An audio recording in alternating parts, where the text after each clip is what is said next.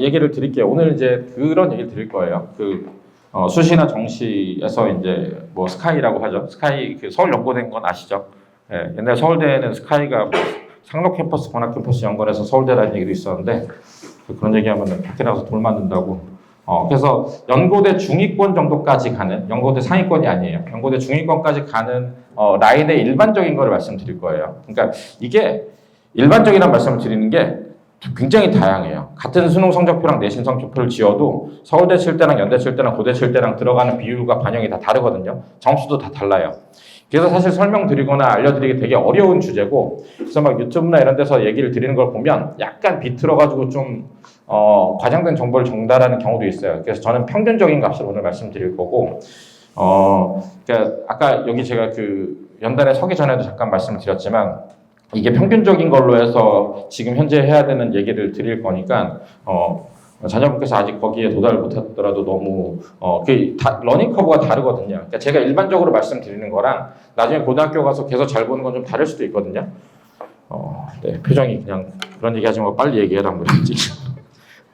네.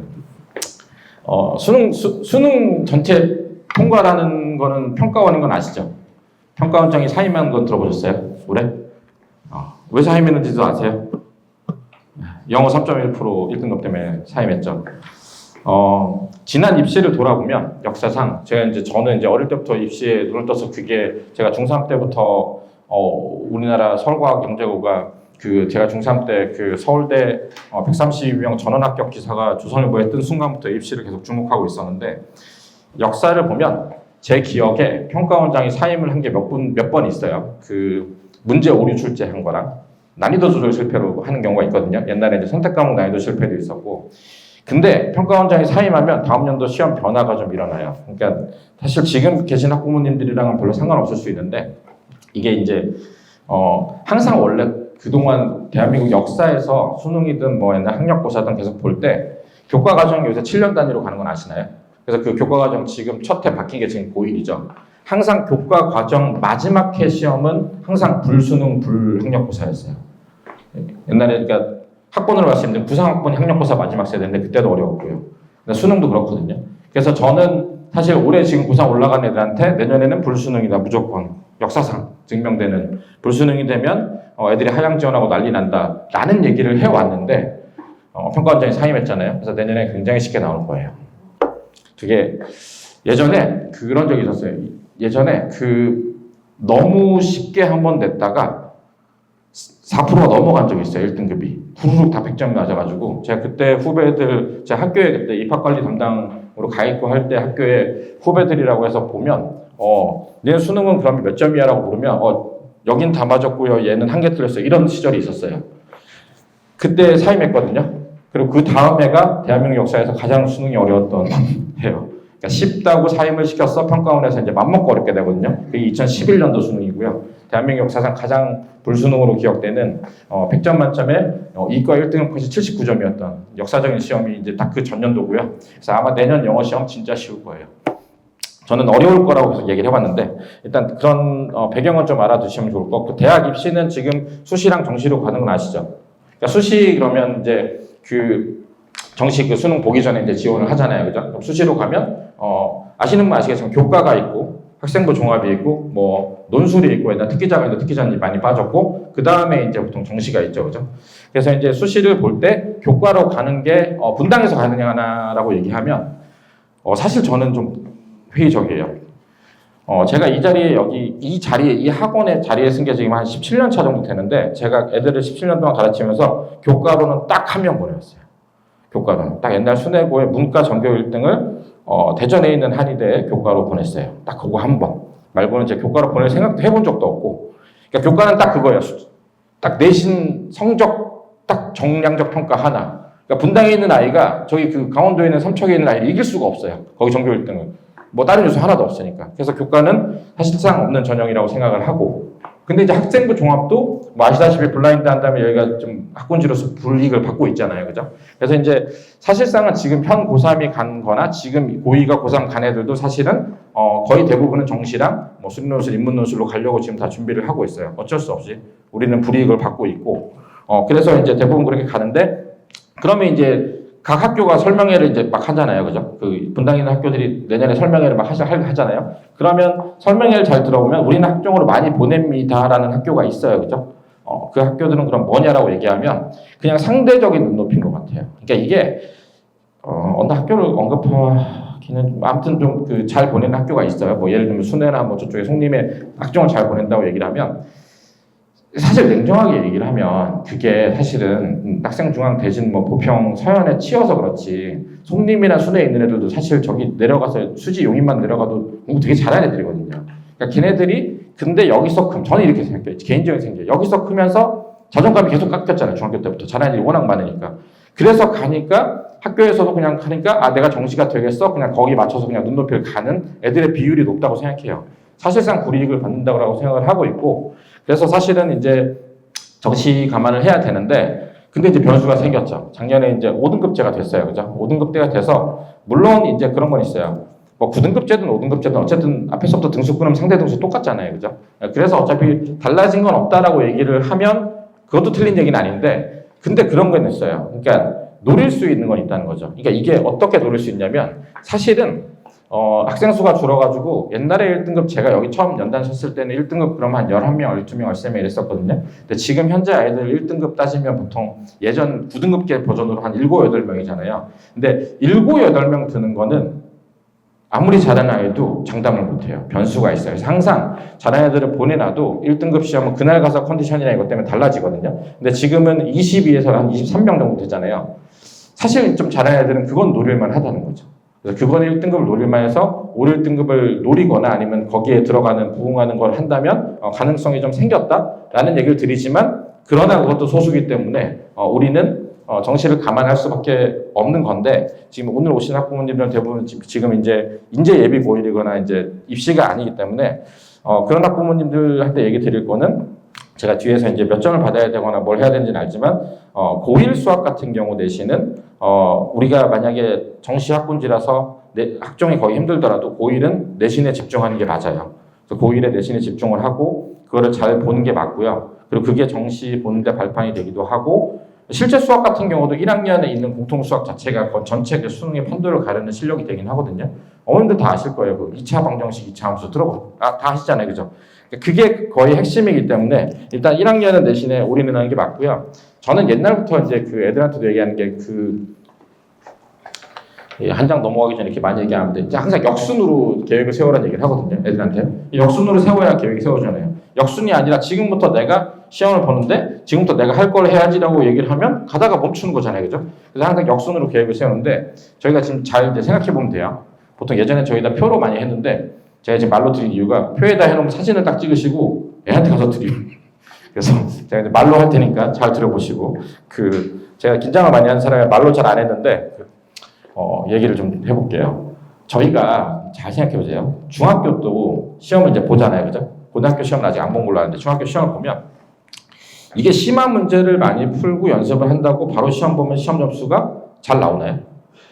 잘 나온 애도 있어요. 그렇지만 보통은 애들이 그런 걸 하잖아요. 심화를 풀고 복습하고 연습하고 오답도 하고 기출 있는 것 시험을 시간 맞춰서 시험 보고 연습하고 그거를 다시 보고 해서 어쨌든 두 가지잖아요. 내가 이거를 내용을 숙지해서 심화를 연습해서 이거를 뭐 암기를 하든 아니면 익숙해지는 거랑 그 다음에 시험 보는 연습을 해서 시험 보는 건 다른 거잖아요. 그죠? 우리 그렇게 해서 보잖아요. 그죠? 중등도 그렇고 고등도 그렇고 그러니까 저도 그래서 기출 문제집부터 풀고 시험을 보잖아요. 그럼 수능도 그렇게 해야 되잖아요. 그죠?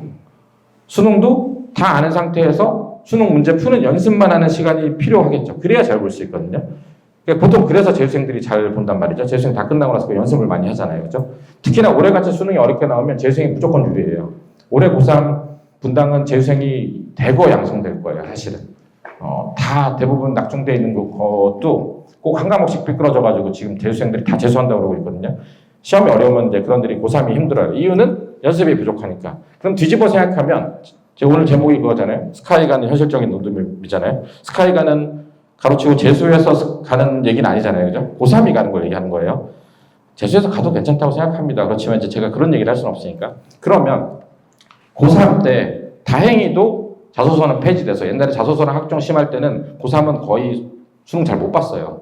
볼 수가 없어요. 여름 되면 자소서 쓰고 면접 연습하고 뭘 하고 저도 그것만 하느라 바빴고 그래서 최저만 맞추고 그냥 수시로 가는 거였고 아니면 재수였거든요. 근데 지금 그건 아니잖아요. 그렇지만 고3 때 그 바쁜 와중에 이게 수학뿐만 아니에요. 전 과목을 다 수능을 모의고사 보는 연습을 해야 되잖아요. 그죠? 고3 수능 모의고사 연습을 해요. 그러면 그 연습을 하려면 고3 수능 나왔던 평가원까지 나왔던 모든 기출 같은 거는 여러 번 풀고 나야 연습이 되겠죠. 그럼 기출을 고3에 배우는 내용까지 기출을 다 풀려면 고2 겨울방학인데 고3 넘어가는 그 2달 동안 그걸 다 할 수 있다 한 번에 안 될 것 같잖아요. 왠지. 그래서 그 내용이 밀리는 거예요. 그럼 돌아오면 고2에 돌아가면 수학 기준만 말씀드릴게요. 보통 2학년 때 이제 지금 교과과정 바뀌는 지금 이제 수원수투는 대수 미적분원을 학교에서 이제 내신을 보잖아요. 그 내신을 분당 지역에서도 아직까지는 고2 같은 경우 시험을 진짜 어렵게 내고 수능평가원 문제를 내고 프린트를 가르치는 이유가 2학년 때 어쨌든 공통 부분이 있는 거를 수능평가원을 다 가르쳐가지고 연습을 내신을 하면 얘네들이 그거를 연습을 해서 최소한 5번, 10번을 보거든요. 그래서 그거를 바탕으로 겨울방학 때 미적이든 확통이든 좀 미리 했거나 연습을 해서 3월부터 나가서 모의고사를 보고 있어야 아까 제가 얘기한 제목대로 그 가서 붙어볼 만한 점수가 나올까 말까 하는 거거든요. 그러면 고2 때 학교 시험에서 수능평가 문제 대수 미적분원을 다 봐요. 그러면 그걸 언제 하느냐라고 생각하면 고1 겨울방학 때 고2 아니면 여름방학 때 시간이 되게 짧아 보이잖아요. 그래서 그거 하기도 되게 버겁구나. 근데 그럼 고1 때 할 수 있냐? 고1은 고1 내신이 되게 빡세거든요. 그러니까 이게 중등이랑 달리 중등은 그 학교 시험 보면서도 계속 선행할 수 있잖아요. 고등학교는 그럴 시간이 보통 없어요. 학기 중에는 바쁘고 그냥 중간 끝나면 바로 기말 체제하고 여름방학 때면 2학기 중간하고 이거밖에 없거든요. 그러면 고2 때 가서 대수랑 미적분원을 해야 되는데 고1 것도 심화 시험을 봐야 돼요. 그럼 이제 다시 돌아와서 중3으로 오면 그럼 뭘 해야 되냐라고 얘기하면 중3 때 고1에 심화 있는 거를 다 하면서 혹시 고2에 있는 대수나 미적분원도 1년 뒤에 기억이 남을 정도로 복습을 해둬야 되는 게 맞잖아요. 그냥 제가 좀 상식선에서 얘기를 하면 표정이 점점 더 어두워지시는데 그런데 지금 그래서 이 중요한 중3 시기에 중3 3-2학기는 지금 아이들이 고3인 만난 것처럼 놀죠.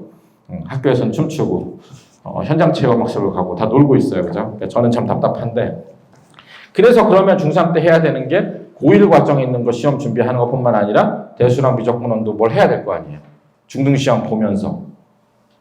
근데 그럼 대수랑 미적분원 하려면 공통수학 1, 2를 심화를 하려면 그 전에 공통수학 1 처음, 2는 처음 배우는 거는 중3 때 하는 것보다 중2, 중1 때 해야 되는 게 일반적으로는 맞잖아요. 여러 번 해야 되는데 고1 공통수학 1, 2가 심화가 되려면 영재 갖고 준비하는 애가 아니면 일반적으로 최소한 서너 번은 풀어야 쌤이 될까 말까인데 기억나실지 모르겠지만 처음에 초등에서 중등 할 때 1-1도 되게 어려운 건 아시죠? 오래 걸리잖아요.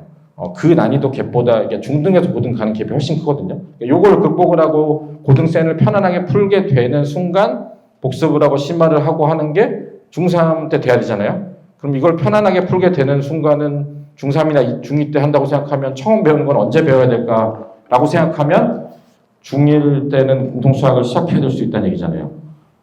그럼 중등 건 언제 하냐 이렇게 되는 거죠. 참 안타까운데 그냥 제가 지금 얘기한 게 뭐 대단한 자료를 읽는 게 아니라 그냥 상식선에서 제가 고3 끝나는 걸 보고 하면 이렇게 되는 거거든요. 그래서 이게 굉장히 나라에서도 우려하는 그 선행과 사교육에 이게 문제가 되는 이유는 그런 문제라고 생각해요. 수학이 단기간에 학습이 안 되고 중간에 빵꾸가 나면 복구가 힘들고 이제 이런 거죠. 근데 그럼 국어 영어를 돌아보면 괜찮냐라고 생각하면 사실 제가 가르쳐보고 저는 국어 영어도 숙제내고 시험 점수도 체크하거든요. 입시 보내니까 국영수 중에선 단기간에 가장 가능한 과목은 수학이에요. 안 믿기실지 모르지만 수학은 머리 좀 되면 고3 때 시작해서 1년 안에 저 1등급 만든 적도 있어요. 문이과 둘 다. 머리가 좀 되긴 해야 돼요. 뭐 그거는 거짓말 할 수는 없는 거고. 제일 안 되는 건 뭐냐? 영어거든요. 영어가 또 어릴 때부터 보통 이제 분당 지역 어릴 때 영어랑 오케스트라 많이 하니까 그게 재밌는 영어가 다시 이제 전환돼서 입시에 있는 게 영어가 돼서 예를 들어서 중3, 고1 때는 고3 영어 시험을 봐서 사실 1등급이 근처가 나와야 편안하게 영어를 되거든요. 제가 작년, 재작년까지 얘기했던 영어가 고3이 편안하게 1등급 나와야 된다고 했던 그 시험이 올해 말고 작년, 재작년엔 되게 쉬웠어요. 그때 근데 그 문제도 어려운데 지금 물론 쉽게 나오겠지만 그리고 국어는 그런 얘기 들어보셨어요? 그 국어는 강남에서 집 하나도 안 된다고 그런 얘기 들어보신 적 있나요? 그게 비문학이거든요. 근데 그 비문학 그거는 그럼 언제부터 그러니까 결국은 지금 중3 때 그걸 보고 있어야 되고 이제 그런 생각을 하다 보니까 이제 제가 참 씁쓸하지만 뭐 그래서 이제 그런 얘기를 좀 드리려고 이 자리에 했었고요. 그러니까 뭐 제가 굉장히 겁을 주려는 건 아니고 그냥 얘기를 해서 언제 뭘 하는지라고 생각해 보면 굉장히 시간이 타이트하다는 얘기를 드리고 싶었고요. 수능은 이제 얘기를 드리면 요 세 과목으로 범위가 확정됐어요. 수학이 고3이 스카이를 가든 뭐 어딜 가든 승부가 가능한 이유는 범위가 줄어서예요, 사실. 교과 과정에 지금 전 교과 과정으로 가면요, 이과가 지금 선택 과목이 아니라 모든 걸 다 했어야 됐고요. 모든 걸 다 하려면 정말 시간이 없었어요.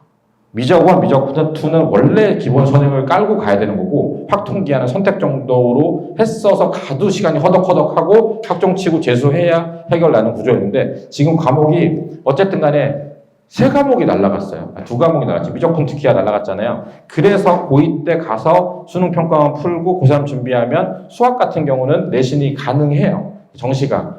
뭐 예를 들면 2개나 3개 틀린 게 가능하거든요. 그래서 승부가 될 만한 얘기를 드리고 싶고 그리고 이제 그거 있어요. 여기서부터 이제 내피셜인데 옛날에 그런 적이 있어요. 옛날에 이렇게 3개가 수능 범위였던 적이 있거든요. 안정화돼서 저게 제 생각에 대수 미적분원 확통으로 10문제씩 나와서 킬러가 나오기 시작하잖아요. 그러면 등급 컷은 올라갈 거예요. 예전에 제 기억에 저렇게 해서 세 과목으로 봐가지고 나왔던 시절 공통과 선택이 분리 안 했던 시절에 평가원의 1등급 목표는 항상 92를 맞추는 거였어요. 그래서 거의 92, 96, 88인데 거의 92로 맞췄었어요. 지금은 그럼 몇이냐? 지금은 거의 88, 84거든요. 이유는 공통이랑 선택이 나뉘어서 여기도 킬러가 있고 여기도 킬러가 있어서 그런 거거든요. 근데 그게 이제 합쳐지잖아요. 그러면 등급 컷은 올라갈 거예요. 그러니까 컷 자체는. 그래서 이제 맞아야 될 점수대는 더 높아질 거다. 대신에 이제 문제가 좀 쉬워지긴 해요. 그래서 뭐 그런 거를 좀 생각하시면 좋을 거고요. 확통은 요 근래에 문과만 봤잖아요. 그죠? 그래서 확통을 만약에 스카이를 가는 거 정도로 준비한다고 생각하면 요 최근의 기출뿐만 아니라 예전에 어려웠던 것도 같이 좀 보시긴 해야 되는 거다. 요즘 최근은 너무 쉽게 나오고 있었다 해서 좀 어려워질 수 있다라고 생각이 들고요. 제 느낌상은 이를테면 10문제씩 배정을 하더라도 킬러라고 얘기하는 건 미적분원에서 하나 나올 거고요. 준킬러라고 얘기하는 게 대수랑 확통 하나씩 꺼 있고 이렇게 나올 거예요. 그러면 학생들은 여기서 2개 빼고 다 맞아야 1등급이 나올 거고 뭐 그런 느낌을 가지고 있습니다. 그렇게 알고 계시면 되고요. 재수생이랑 고2 때 많이 해야 준비가 같이 이루어진다는 거고 강조드리고 싶은 거는 지금 중등을 하더라도 어쨌든 목표는 공통수학이니까 공통수학을 진짜 많이 하시길 바래요. 공통수학 한 20번 했다. 나쁘지 않아요. 공통수학 잘 되어 있는 애들은 뒤에 대수랑 미적분 얻는 게 되게 쉽거든요. 진도는 쭉쭉쭉 뺄 수 있어요. 그리고 수능 문제 풀면 되는데 저게 안 돼 있으면 중간에 가다 멈춰요. 진짜. 저도 어릴 때 저 공통수학 진짜 많이 했는데 옛날에 저 일반 수학이었는데 뭐 저희 어머니가 아셔서 그런 건 아니고 뭐 이제 과학고 치고 하느라고 어거지로 했었는데 지나고 봤더니 그때 그게 수학 실력에 제일 도움이 됐거든요. 그래서 그거를 좀 염두에 두시면 좋을 것 같고요. 넘어가면 요건 아시죠? 이름만 이렇게 바뀐 거. 예, 내용은 변화가 거의 없고요. 뭐 안에 이제 디테일한 거 있겠는데 요거는 여기 내용이 다 들어가는데 이렇게 섞어놨어요. 이렇게 섞어놔서 보면 다 똑같은데 이게 그 체인지가 돼 있어요. 이 체인지가 돼 있으면 그러면 어떤 영향이 있냐 이제 제일 그게 궁금하잖아요, 그죠? 그러니까 이제 그게 그런 거예요. 애들이 싫어하는 걸 몰아넣은 단원이 모여 있으면 굉장히 힘든 시험이 되잖아요. 그런 면에서는 예전에 있는 이게 도형의 방정식이나 여기에 2차 방정식 이런 게 진짜 어렵게 나오거든요, 사실. 그리고 이제 그렇게 어렵게 나오는데 막 이 경우의 수 같은 게 섞이면 진짜 힘든데 그게 좀 분산돼서 시험 자체 난이도는 예전보다는 애들이 느끼는 체감은 좀 날 수 있다, 공부할 때. 그렇지만 가장 힘든 거는 2학기 중간고사랑 1학기 중간고사 내용이 좀 어려울 수 있다. 뭐 이제 그 정도로 알고 계시면 되고요. 이번 지금 보고 있는 2학기 기말고사는 문제가 어렵게 나와서 애들이 힘들어할지언정 공부할 때는 좀 수월하다는 평가를 들을 거예요. 지난 중간고사보다는. 중간고사는 이제 직선의 방정식이나 원의 방정식 굉장히 힘들어했고 애들이 시험도 어려웠고. 그래서 결론을 얘기를 하면 어쨌든 개정교육 과정에서 바뀌거나 들어간 내용은 없다. 행렬이 들어갔죠. 근데 행렬이 되게 미미하게 들어갔어요. 행렬이 고교 과정에서 있었던 걸로는 보통 3단원을 얘기하는데요. 예전에 2단원만 있다가 3단원을 확대됐다가 빠졌다가 첫 번째 하나만 들어갔어요. 생명 같은 경우는 애들이 낯설어 하긴 하는데 어렵진 않다라는 얘기를 드리고요. 저 같은 경우에서 그 두 번째 단원에 있는 내용까지 애한테 가르쳐 주면 사실 첫 번째를 좀 편하게 볼 수 있는 게 있거든요. 그래서 아마 그 모든 학원이 그렇게 하지 않을까? 강사들은 알고 있으니까 뭐 그런 생각이 들고요. 등급이 바뀌었죠, 이제 이게. 요거 그냥 단순하게 그 5등급, 9등급을 이렇게 연결해서 전환은 안 되긴 하더라고요. 이게 퍼센테이지가 좀 달라서 그 환산식이 좀 있어야 되고요. 아마 환산식 같은 거는 그냥 인터넷에 쳐도 아마 나오지 않을까 싶고요. 그러니까 이게 되게 잔인한데 이제 이렇게 해서 5등급 해가지고 느낌이 좀 안 오잖아요. 그 어떻게 바꿔드려야 되나? 일단 차차 하고 말씀을 드릴게요. 제가 궁금한 거는 그게 아닐 것 같긴 한데 이게 어쨌든 10%까지 가면서 어쨌든 내가 1이라는 숫자를 받기가 좀 쉬워졌다는 거고요.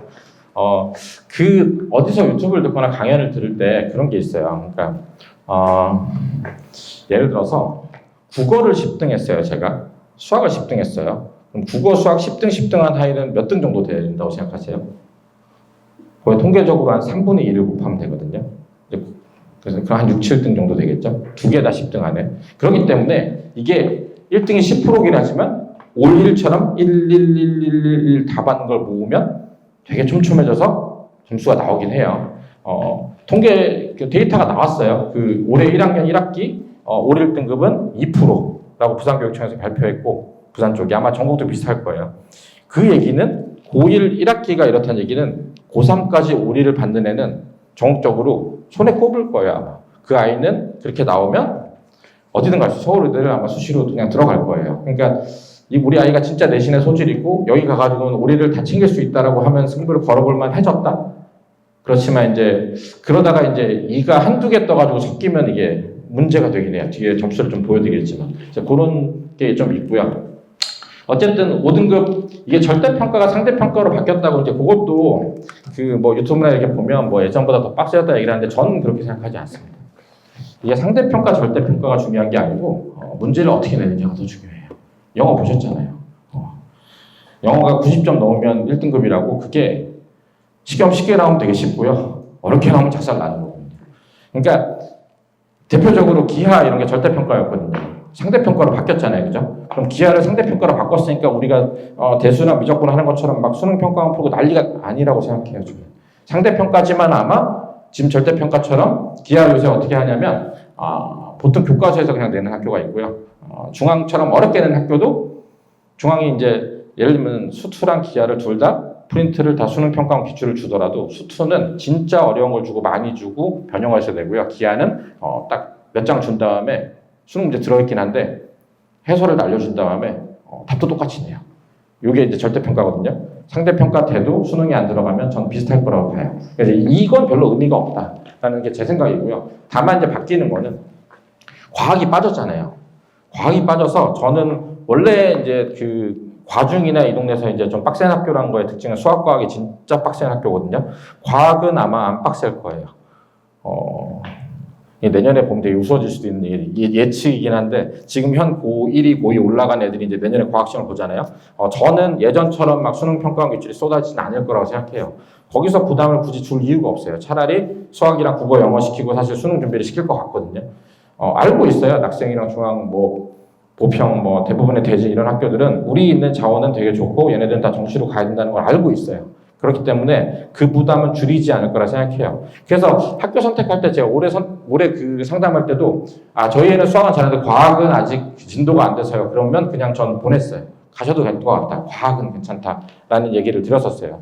도리어 문제되는 건 수학 편제표였죠. 편제표가 뭐 예를 들어서 2학년 2학기 때 미적분투가 껴있다던가 그러면 이제 동시에 그걸 해야 되는지 그거는 뭐 정시를 할지 수시할지에 대해서 애매하니까 그런 고민을 했었지 과학은 별로 문제는 아니었다는 거고 요거는 대학에서 이제 뽑을 때 상대적으로 안 된다고 싶으면 아마 이렇게 올릴 것 같긴 해요.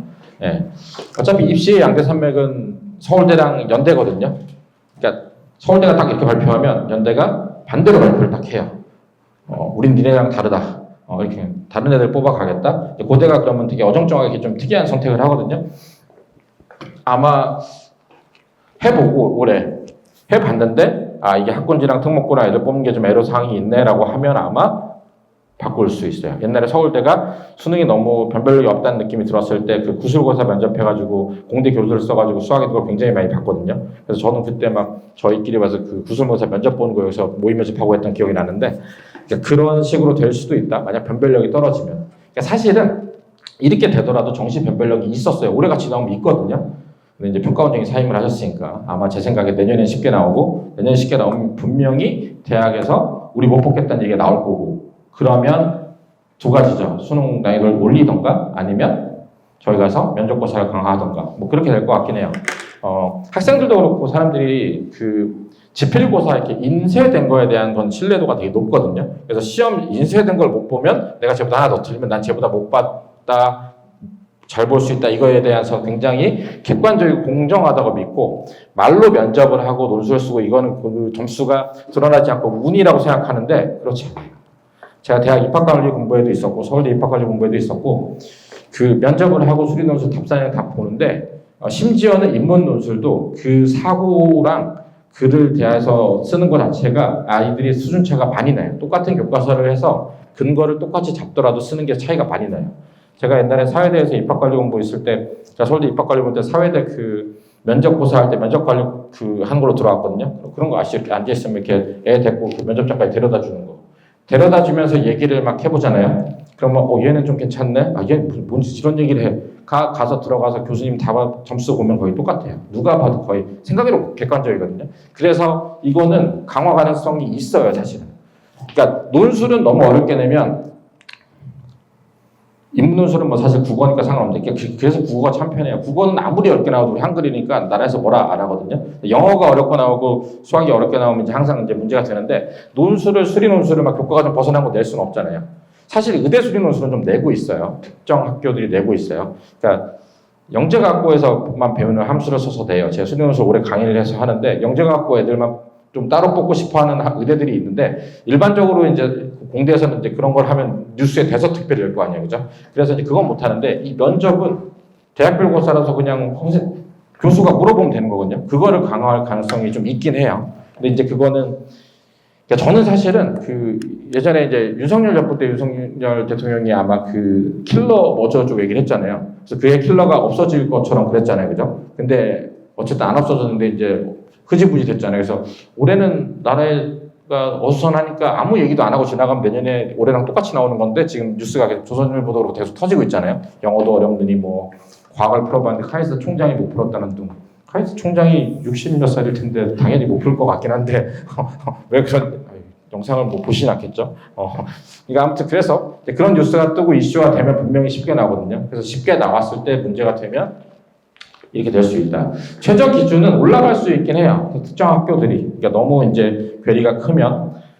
근데 좀 그런 것도 있어요. 안 올릴 수도 있는 게 약간 대학별고사 난이도를 높이면 대학들이 이런 생각을 갖고 있어요. 나는 학생부 종합에서 우리는 뽑을 수 있어 라고 생각을 해요. 네, 실제 그리고 뽑아서 학종으로 잘했던 애들이 대학 성과가 좋았다는 연구도 있고. 그래서 그거는 이거는 그냥 미정인데 요건 가능성이 좀 있다는 거. 결국은 이제 공통 과목으로 갔고요. 요게 저는 노다지라고 생각해요.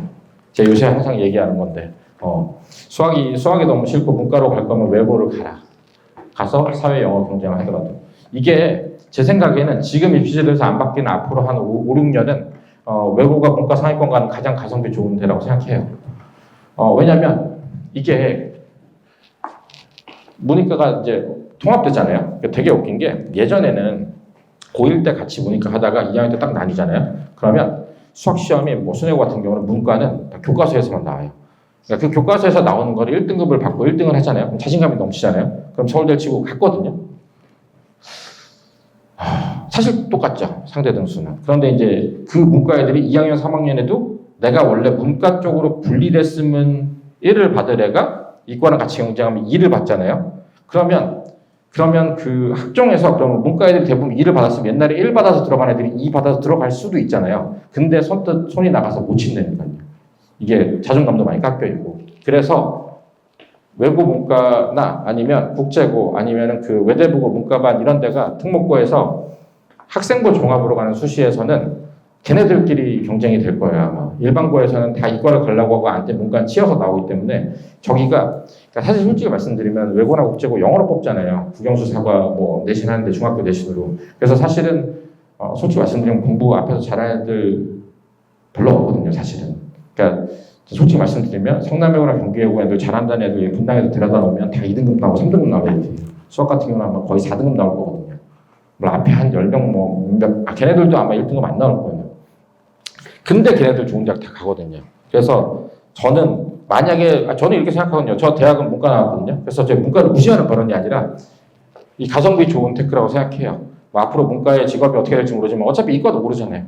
어떻게 될지. AI도 그렇고 뭐 문제가 많을 수도 있으니까 뭐 일본 같은 경우도 요새 인재가 부족할 때 다시 문과 인력이 각광을 받기 시작했고 얘네들이 사회 나갈 때 어떻게 될지 모르거든요. 그래서 만약에 그래서 하고 싶은 거는 저는 그런 적도 있거든요.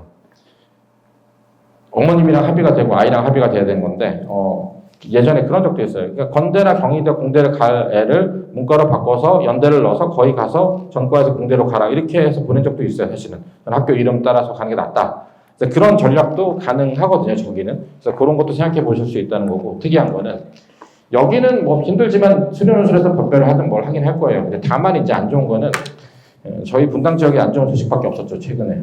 정시 정원을 어쨌든 40%에서 30% 낮추는 학교들이 좀 생겼고 두 번째는 의대 정원 늘렸다가 다시 회귀한 건 아시죠? 근데 어떤 정원이 늘렸고 어떤 정원이 내린 건 아세요? 의대 정원을 늘릴 때는 지역 인재를 늘렸어요. 저희랑 상관없는 지방. 문제가 돼서 회귀했잖아요. 회귀할 때 이걸 다시 빼야 되잖아요. 정시나 딴 데서 뺐어요. 그래서 분당 지역은 의대 가기가 한층 난이도가 높아졌다. 사실은. 정시 문은 더 좁아졌어요. 사실은. 그거에 아마 학군지라고 얘기하는 그 4대 학군지 있잖아요. 그죠? 대치, 목동, 분당, 대구, 수성구 여기는 사실 의대 가는 게 사실은 좀 안 좋아졌다. 정시도 지금 안 좋아지고 있다가 맞는 것 같아요. 그렇지만 내신까지 본다고 해서 우리가 내신이 안 된다고 못 가냐라고 얘기하면 저건 아니라고 말씀드릴 수 있어요. 대학들도 알고 있어요. 뭐 서울대는 사실 원칙대로 뽑는 게 보통 옛날에 제가 교수님들 얘기해봐도 서울대 교수님들은 막 똑똑한 애 뽑고 우리 뭐 특목 자사고 외대부고 애들 데려와야 되고 대원외고 이런 생각 안 하시거든요. 그냥 원칙이 있으면 뭐 똑똑한 애들은 알아서 기어 들어오겠지 이런 생각을 하시거든요. 그래서 그 지침대로 거기대로 뽑아요. 원래 약간 좀 서울대 온 교수님도 그렇고 저도 그렇고 약간 좀 약간 찐따 같은 기가 있어서 이렇게 시키는 대로 하거든요.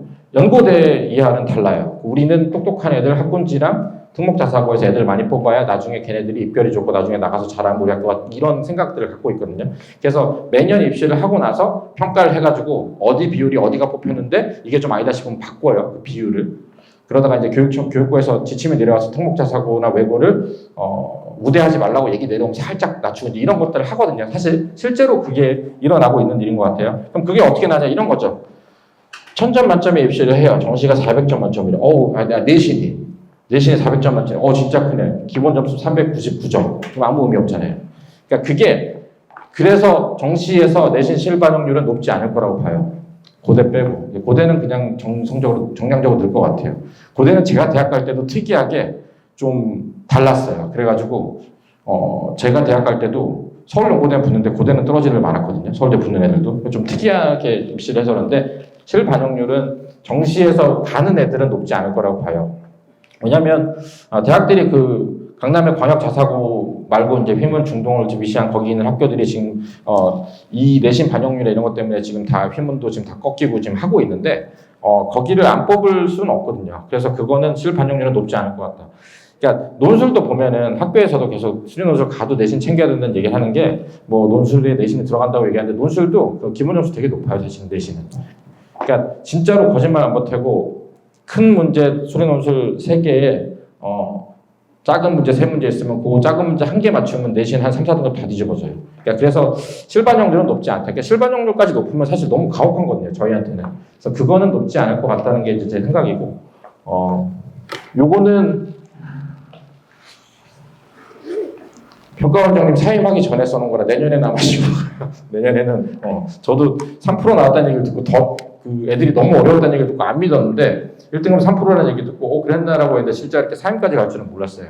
그게 좀 큰 사건이긴 하거든요. 평가원 내부에서 아마 이를 갈고 있을 거예요. 내년에는 작살내게 쉽게 내서 쉽게 내면 어떻게 되는지 보여준다라는 얘기를 할 수도 있고, 그리고 그게 있어요. 난이도 조정이 쉽지 않아요. 대한민국 역사 입시에서 제가 어릴 때도 그 서울대 같은 경우도 이렇게 뭐 선지원하고 뭐 할 때도 그 물리 수업도 선택 과목 따로 이게 있었고 다 했었거든요. 그게 난이도별로 그 유불리가 너무 심해가지고 약간 어렵게 된다고 하면 다 무너지고요. 약간 쉽게 내면 다 맞고 이러거든요. 그 맞추기가 진짜 힘들어요. 그래서 아마 내년에는 왕창 대거 영어 1등급이 양상되지 않을까라고 생각하고 있어요. 네, 뭐 그렇습니다. 그래서 이제 이런 것들이 이제 얘기를 좀 드리려면 죄송한 얘기지만 정시 고민은 같이 하긴 해야 되는 거고요. 국어랑 영어 뒤에서 얘기를 좀 드리겠지만 정시는 국어 못 보면 못 갑니다. 네. 수학 영향력보다 국어가 더 커요. 제가 종종 말씀드리는데 저희 반에 옛날에 중3 때 고1 국어 4등급 나왔던 애가 제가 국어 모의고사를 일주일에 5개씩 보라 그래서 3년 내내 보고 국어 100점 맞아서 의대에 갔어요. 수학은 심지어는 그 6번도 틀리고 했던 애가. 그래서 국어가 진짜 되게 커요.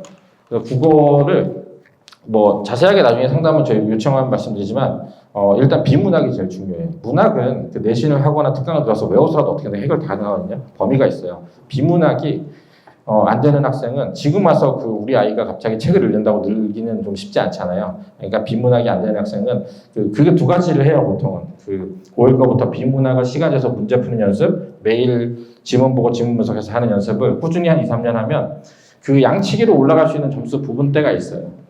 뭐 예를 들면 100점 만점에 예를 들면 한 80, 한 5점까지 양치기로 올라갈 수 있는 게 있고, 그 다음에 거기서 한 10점 올라가는 거는 사실 제가 애들한테도 얘기하는 게 지금 제일 잘 나가는 인간 강사 한 서너 명 중에서 뽑아서 그 사람이 푸는 지문 분석을 배워서 자기 맞는 걸 찾아가지고 지문 분석을 해서 올려야 된다는 얘기를 하거든요. 그래서 그거를 중학교 때 얘기를 하면 이런 느낌이에요. 스카이가는 현실적인 로드맵이라 생각하면 중3 지금쯤 봤을 때 고2 국어 모의고사가 좀 잘 나와야 돼요. 고2 정도 거는. 고3권 확 다르거든요. 느낌이 보통 그 정도다라는 거고, 영어는 사실 올해 수능까지는 아니지만 작년 수능까지라고 생각하면 중3 때 1등급이 보통 나오긴 해요.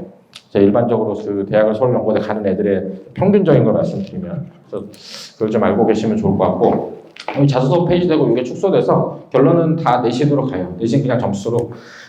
예전에 학생부 종합 처음 생겼을 때는 그 사립학교들이 별 맞춰서 빨리 움직여가지고 뭐 그런 거 있었잖아요. 막 곤충에 열광했던 아이, 곤충학 이런 뉴스 잠깐 있었는데 그 뒤로 다 그게 상향 평준화 돼서요. 사실은 지금은 자소서는 학생부, 자소서는 없어졌고 학생부 써주는 게 어차피 간 아이들은 학교 선생님들이 써주는 게 다 비슷하고요. 복붙해서 쓰는 거라서. 그래서 그냥 등급 점수로만 간다고 생각하시면 돼요. 그러니까 비교과는 거의 사실 미미하다. 비교과 애들이 일반고에서 활동해봐야 나오는 학생과 똑같거든요. 어차피 그리고 일반고랑 특목자 사고는 사정을 달리하기 때문에, 그러니까 일반고에서 하면 전국이 거의 비슷하기 때문에 그냥 딱 내신 점수로 생각하시면 좋을 것 같고요. 이 특히나 내신이 나는 정시일 거라도 생각해도 저걸 해야 되는 이유가 대부분 분당이 좀 괜찮은 학교들이 다 알고 있어요. 얘네들 어차피 정시로 갈 거 알고 있기 때문에 내신 문제 자체도 내신을 하면 수능 공부에 도움되게 다 맞춰져 있어요. 국영수 다. 과학까지도. 과학은 좀 약화되겠지만. 그래서 그러니까 나 정시니까 내신 안 할래는 말이 안 되는 얘기예요. 그러니까 내신을 집중적으로 한 아이가 결국은 그 빡센 학교에서 내신 견디는 애들이 정시도 가거든요. 그래서 내신이 중요하다라는 얘기를 드리는 게 그런 거고요. 내신으로 간다는 거고. 학생부 종합은 합격성이 이렇습니다. 이게 100%는 아니에요. 찍어서 어디 가서 얘기하면서 틀렸다 얘기하면 안 되는 게, 이게 진짜 너무 다양한 건 아시죠? 뭐 예를 들어서 뭐 2.0에 고대에 붙었는데 1.0 떠, 뭐 그런 게 있어요. 근데 평균적인 걸 제가 말씀드린 거고, 이게 그거예요. 9등급제, 예상 5등급제. 그러니까 교과는 1점이나 1.3. 이게 1.3이란 게 1을 계속 봤다, 2 조금 섞이는 정도예요. 그 정도 받는 애들이 가는 거고, 요게 이제 그러니까 예전에, 그러니까 예를 들면 학종이 서울대를 쓴다 그러면 보통 서울대를 쓴다면 학종이 예전에 이게 1점 후반이 아니라 1.3 정도에 써서 붙거든요. 1.3, 1.1에서 1.3 정도가 서울대를 붙고요. 이게 1점 후반대까지 붙는다고 써는 건 연고대 중하위권 학과까지 얘기하는 거예요. 지금 스카이 컷을 얘기하는 거예요. 연고대 상위권 학과는 1.5, 6은 돼야 돼요. 사실은. 그게 5등급제로 환산하면 요 정도 느낌이라는 거고, 요게 건대 라인 정도 돼요. 건대 라인 정도가 2.5 정도 되거든요. 100% 붙는 것도 아니에요. 2.5면 빡세죠. 반에서 2.5면 3%가라고 생각해도 예를 들면 30명 중에 3%가 9명이면 반에서 건대까지 가는 게 분당에서 안 많다는 얘기잖아요. 그죠? 그래서 이게 되게 애매한 거예요. 뭐 예를 들면 뒤에 보여드리겠지만 이게 왜 분당이 좀 그런 게 뒤로 잠깐 돌아갔다 올게요. 이게 진짜 웃긴 거예요. 이게 학교에서 발표한 모고 1등급이군요. 고1 기준이긴 하지만 이게 4%, 뭐 예를 들어서 이게 중앙고 보세요. 1등급 4%가 31명 4%예요. 그러면 요게 내신으로 1등급이 한 50%는 나오는 애들이잖아요. 수능으로 치면. 근데 얘네들이 다 등급 까여가지고 대학을 못 가는 거예요. 그러니까 정시를 할 수밖에 없는 거죠. 눈높이가. 이거는 뭐 이게 제가 발표한 게 아니라 학교에서 그냥 발표한 자료라 인터넷. 그러니까 이게 원래 1등급은 4% 기준이에요. 모의사는 4%가 나와야 되는 1등급이 31%가 나오는 학교에서 얘네들한테 너는 그냥 똑같이 전국이랑 줄 세우러 가라. 그게 사실 말이 안 되는 거잖아요. 우리가 정시를 하는 이유는 이거라고 생각해요.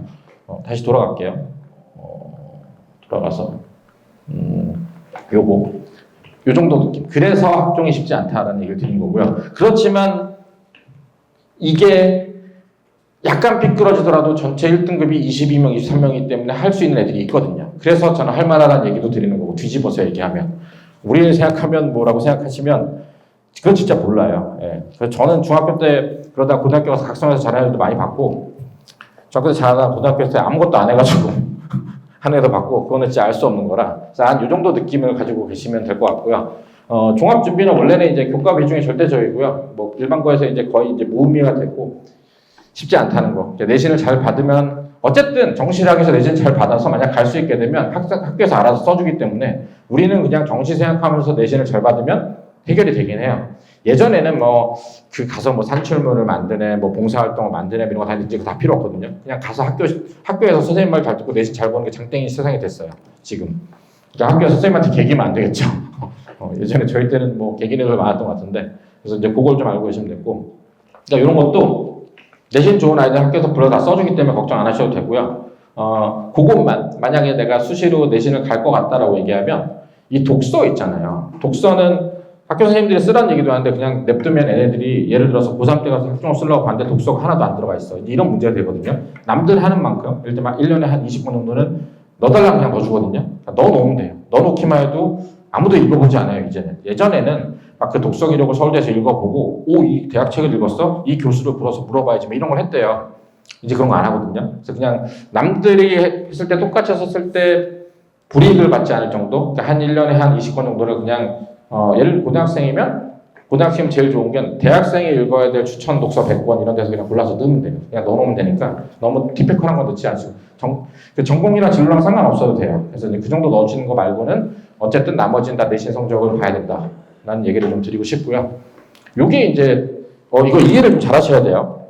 스카이 이제 합격선이 일반적인 거예요. 학생마다 다 다르겠죠.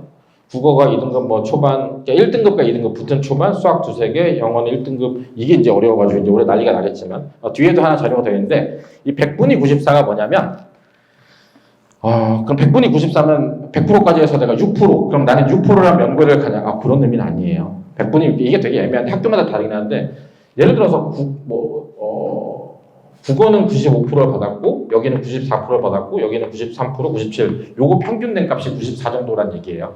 그러니까 그 얘기는 뭐냐면 국어 94, 영어 94, 수학 90. 그러니까 영어는 1등급이니까 국어 94, 수학 94, 통과 94. 그럼 왠지 그걸 합치면 6%보다 훨씬 들어갈 것 같죠. 아까 말씀드렸잖아요. 그러니까 내가 이거 10등, 이거 10등, 이거 10등 하면 셋 다 10등 하면 한 2등으로 올라가거든요.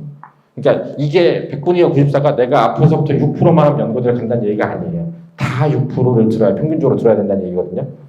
근데 이 숫자도 정확하진 않아요. 제가 물론 사실은 학교마다 점수 배정이 다 가족이 다 다른데 제가 그거를 막 여기서 막 표를 복잡하게 서울대는 이렇고 했는데 이거 완 와닿잖아요. 그래서 그냥 가장 직관적으로 제가 느낌 있는 대로 그냥 말씀드린 거 딱 직관적으로 꽂히게.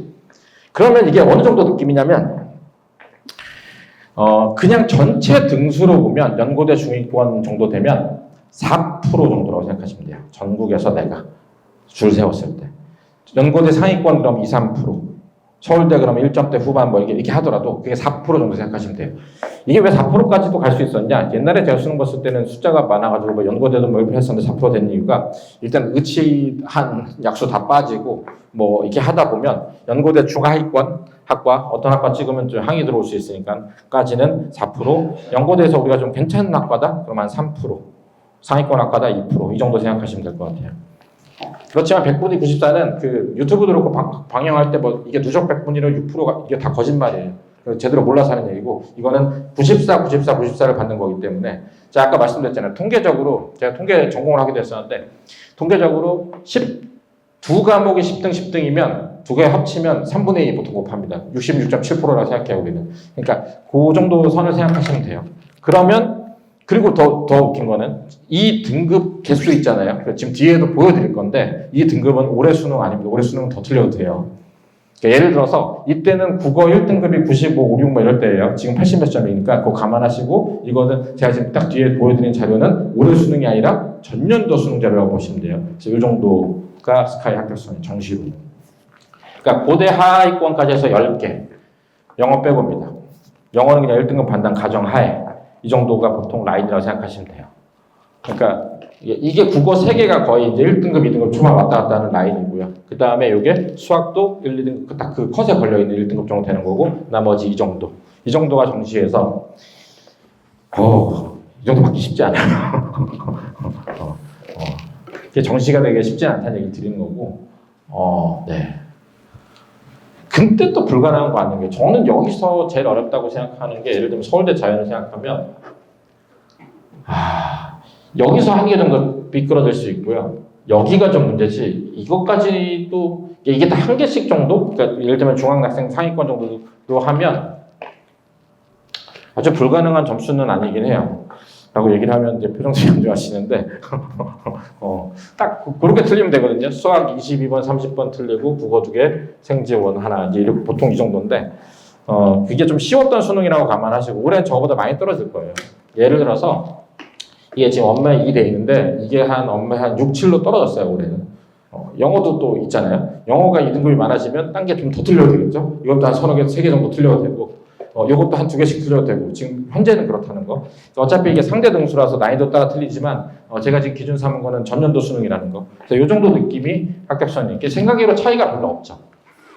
붙어 있어요 안에 정시. 그렇다는 걸 좀 알고 계시면 좋을 것 같고요. 그래서 정시 준비를 하면 이제 내신이 정시 준비를 하는데 영어도 참 죄송한 얘기지만 3학년 기출문제로 90점이 안정적으로 넘게 나오긴 해야 돼요. 5일 정도 됐을 때. 이게 안 나오는 애들은 제가 항상 어머님께 말씀드리는데 강제로 수능 단어 수거를 외워서 독해를 시키는 학원을 최소 6개월 이상 강제로. 강제로 넣으면 애들이 이제 싫어하는 애들은 가진 이유를 대서 학원을 끊으려고 하거든요. 선생님이 뭐 입냄새가 나, 뭐 별 얘기를 다 할 수 있는데 강제가 되는 학원에 맞는 학원의 영어를 어쨌든 생각외로 영어가 단기간에 제일 어려워요. 저거는 답이 없더라고요. 제가 고3 때 센 A단계부터 풀어서 그해 7월에 1등급을 만든 애가 있는데 걔는 영어가 4등급 나와서 결국은 숭실대를 갔어요. 그러니까 수학도 1등급 나오고 과학도 1등급 나왔는데 국어 2등급에 영어가 4등급 나왔어요. 이게 영어가 안 오고 이게 진짜 단기간에 안 되더라고요. 그래서 지금 만약 영어 안 되면 지금 중학교가 제일 좋은 시절이에요. 제가 대학을 문과로 갔잖아요. 주변에 대원외고 애들 진짜 많은데 거기 외국물 안 먹고 대원외고에서 영어 잘했던 애들한테 영어를 잘하는 비결이 뭐야라고 얘기하면 항상 그런 얘기를 해요. 내가 중학교 때 누굴 만나는데 그 영어 선생님이 너무 잘 얘기를 해줘서 좋아서 그 뒤로 졸라게 외웠다. 그러니까 걔네들이 보는 그건 다 그거예요. 내가 단어 수걸 다 알면 다 해석이 되더라. 속도도 빨라지고. 하나같이 하는 얘기가 그거였어요. 제 미국식 의사소통하고 그 언어하고 듣기 하는 얘기 아니에요.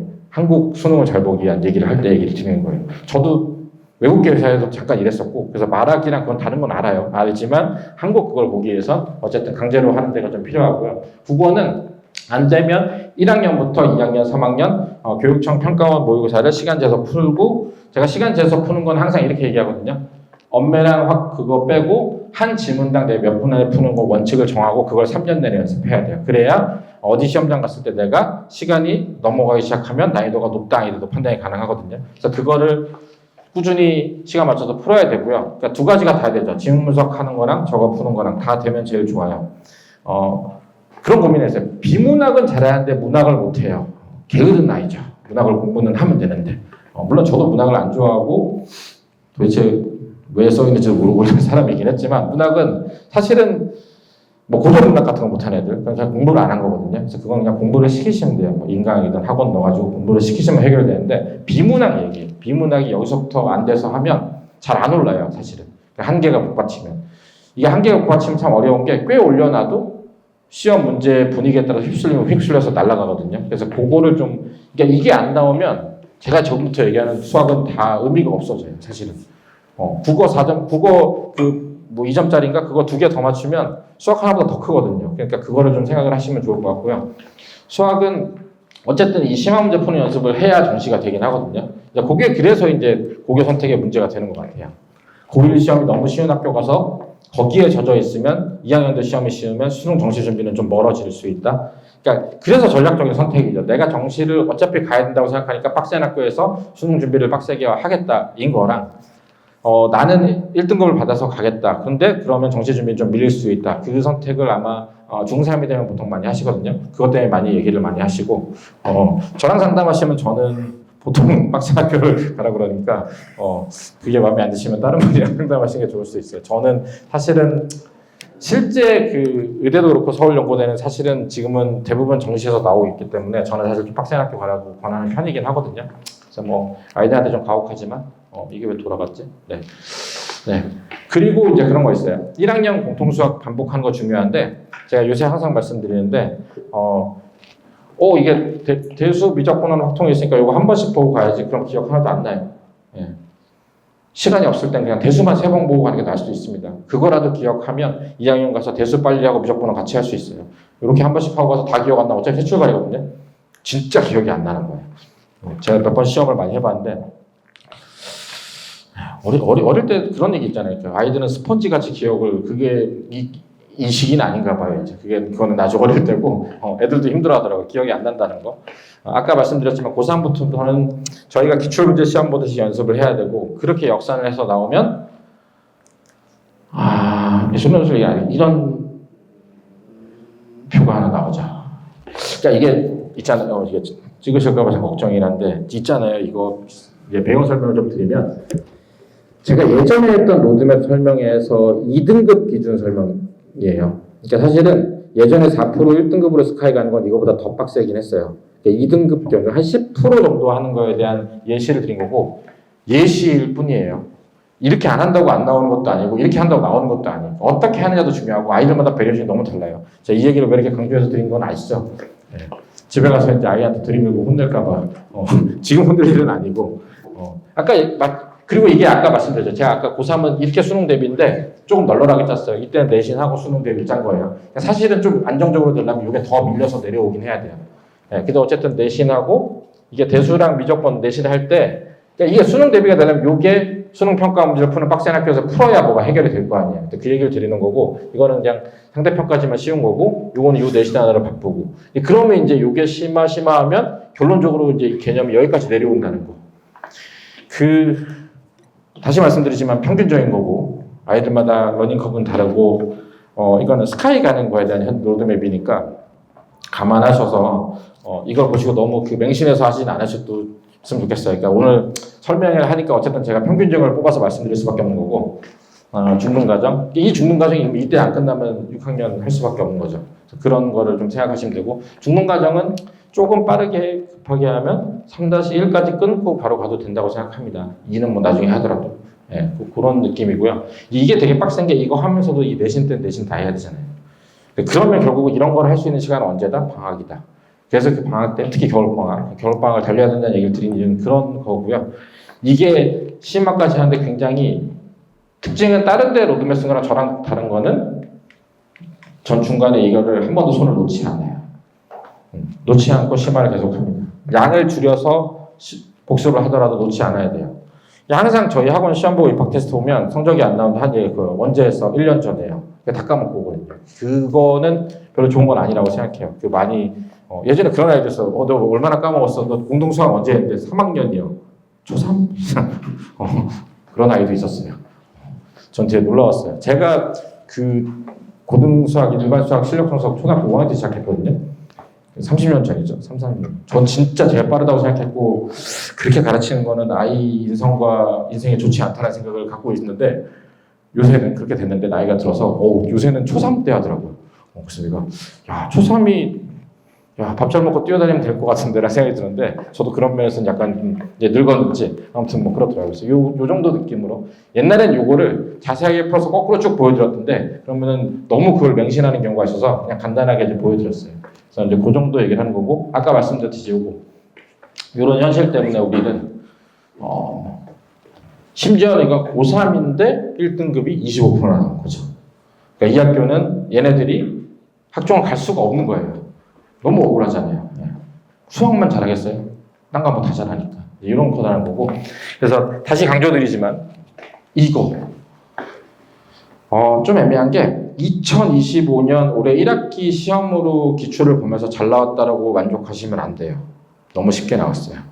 그래서 개인적으로는 2023이나 2024 정도로 기출을 봐서 점수 나올 때까지 하셔야 된다고 생각을 하고요. 2025도 1학기 기말은 좀 어려운 게 있어요. 중간이 쉬웠는데. 그래서 그 정도에 생각하시고 요거는 최대한 많이 나가되 최소한 2번씩은 하고 가시는 게 한 번 하고 한 번 하고 한 번 하면 모든 건 다 사라진다. 경험이에요. 경험 진짜. 제가 이렇게 제 뇌피셜로 얘기하는 게 아니라 전 초5부터 고3까지 다 가르치거든요. 보잖아요. 아이들이 성장하는 거를. 그래서 그거는 좀 알고 계시면 좋을 것 같고 요거는 2025년 기준으로는 기출문제 한 2개까지 2024, 3은 한 서너 개도 괜찮아요. 문제 어렵거든요. 2025 기준으로는 한 2개 정도까지가 본격적인 시험 준비하기 전까지 2개 정도면 괜찮고요. 전에 어려웠던 시험으로는 한 4개 이렇게 생각하시면 될 것 같고요. 여기는 심화를 이렇게 하는 경우도 있는데 아예 수능 많이 평가원까지 보는 경우도 있어요. 요거 한 다음에 이게 다 돼서 확통하는 건 항상 괜찮아요. 근데 이거 안 되는데 확통 굳이 하실 필요는 없을 것 같고 뭐 그렇게 생각하시면 되고요. 물론 다 돼 있다. 나는 수능 문제 다 풀었다. 그럼 미적분투 기하를 하고 가냐라고 하면 그건 선택이긴 한데 저는 그건 잘 안 해요. 거기까지 깔면 보통 너무 잊어버리기 때문에 차라리 앞에 거 복습을 하고 가긴 합니다. 다 한 애들이 좀 있긴 한데 그래서 어쨌든 소화 혼대 이거는 웬만하면 요건 하더라도 여기는 잘 안 건든다는 거 지금. 그리고 지금 제가 장표를 건너뛰었지만 왜 건너뛰었냐면 수리논술 건너뛰었는데 수리논술 시험 범위가 확정이 안 됐어요. 그래서 확정이 안 됐다는 얘기는 지금 현 고1 애들이 고3 때 볼 때 수리논술 확정이 되려면 얘네들이 고2 넘어가야 때 가서 나오니까 지금은 저희 연주 알 수 없다. 그러니까 수리논술 범위에 얘가 포함되면 고려를 하는데 안 되면 아마 분당학교들도 버릴 거예요. 아마 버린다는 의미는 그냥 절대평가처럼 쓱 지나갈 거예요. 근데 만약 안 버리면 얘가 좀 다르거든요. 그래서 그거는 지금은 누구도 알 수 없는 거다라는 얘기를 드리고 싶고요. 근데 만약에 수능이 쉽게 나와서 변별로 없다 그러면 분명히 도입하자는 얘기 나올 거거든요. 그런 거고 새 교육과정에 지금 현 고1이니까 고1부터 7년 안에 있는 아이들은 다 이 부교재로 쓸 거예요. 근데 점점 더 학년이 갈수록 부교재 비중이 낮아지긴 하거든요. 문제 낼 거 다 냈으니까. 근데 지금 어쨌든 핫하게 올해 첫 해 나왔죠. 내년에는 여기서 변형해서 많이 나올 거고요. 다음 연도는 이제 반 정도 까이고 점점 더 사라질 거예요. 점점 사라지면 나머지 문제는 어디서 나오냐? 그럼 보통 정육연합 모의고사는 계속 문제 새로운 문제 양산되기 때문에 거기서 나올 확률이 큰데 지금은 이게 EBS예요. 나라에서 만든 책이라서 요 4권이 있고요. 아주 쉽고요. 쌤보다 쉽고 센 정도보다 비슷하거나 조금 비슷하거나 이거는 그 정육연합 있는 기출 중에 좀 짜집게 해놓은 거고 이건 별도의 거지 같은 문제집인데 현재 지금 이 부교재를 쓴 학교는 낙생과 영덕인데 영덕은 2학기 때 이걸로 바꿨는데 왜 바꿨는지 모르겠고 낙생은 부교재를 어차피 써도 여기서 안 내기 때문에 별로 의미가 없습니다. 낙생은 그냥 아무 때나 부교재 계속 바꾼 다음에 시험도 아무 때나 내요. 게다가 이제 작년에 좀 불미스러운 일이 있었잖아요. 그래가지고 더더욱더나 그 부교재에서 내지 않습니다.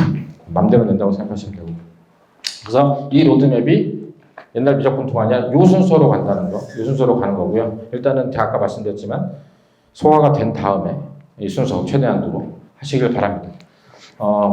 그냥 일반적으로 1등급 하는 평균적인 얘기예요.